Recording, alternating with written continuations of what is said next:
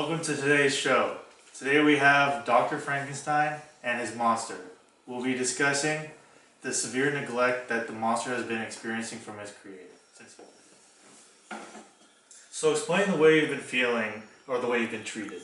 Well, Dr. Phil, it's been really rough. These past couple of months have just been struggling for me to find my place, and my father hasn't, I shouldn't say my father, my creator hasn't done enough to bring me into this world and show me how things are done. I'm very sorry to hear that. How have you been talking to your father about the way you've been treated?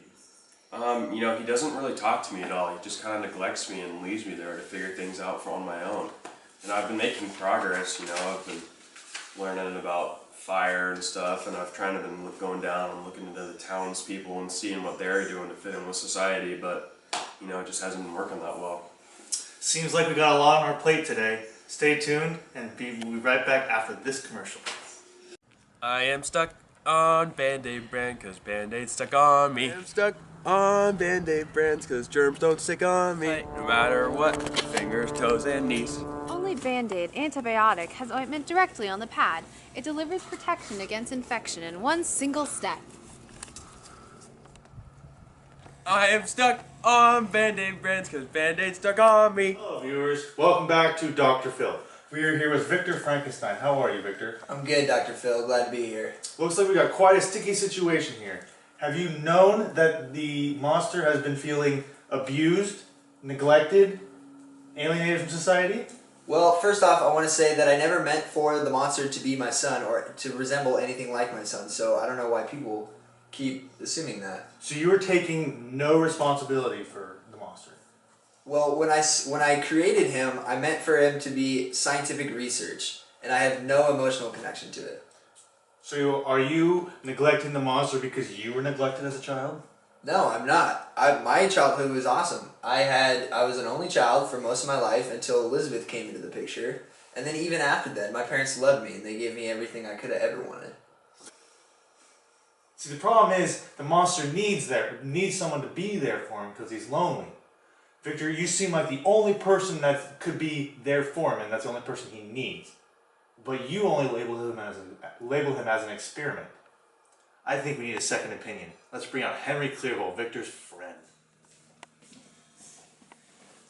Hey Henry, great to have you on the show. Oh, it's great to be here, Dr. Phil. So I hear you and Victor are really good friends. Yes, we attended Engelslot together, and we studied there. We became really good friends. I'd actually consider him my best companion there. How could Victor show so much friendship towards you but neglect his monster so much? Well, he created this monster as a result of a science experiment, and you really can't compare me and Victor's relationship and his relationship with the monster because we were friends, we had experiences, social interaction together, and that's why he shows a compassion for me, but his monster is more of his experiment gone wrong.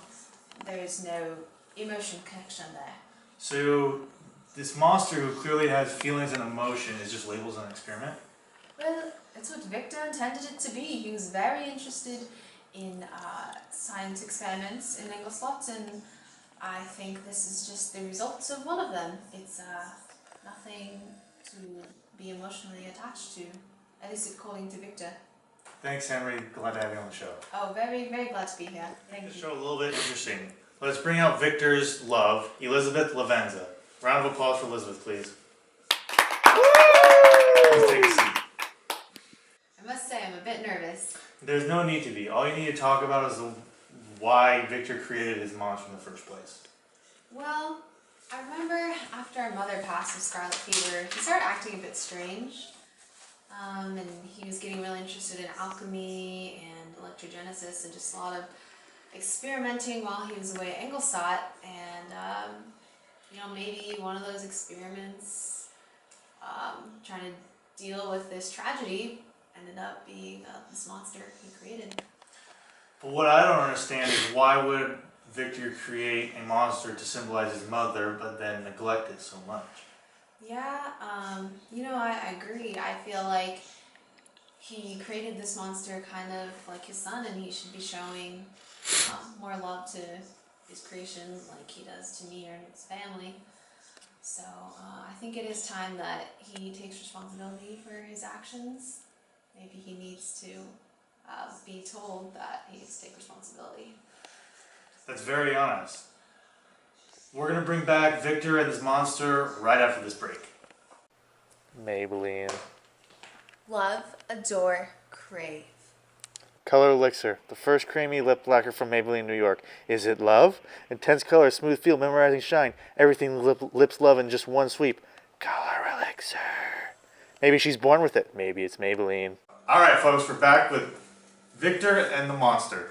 So Victor, I heard from Elizabeth that you've had a tough time since your mom had passed away. Yeah, Dr. Phil. I mean, it put me in a hard spot. You know, I was depressed after it, and I was thinking of a lot of bad things.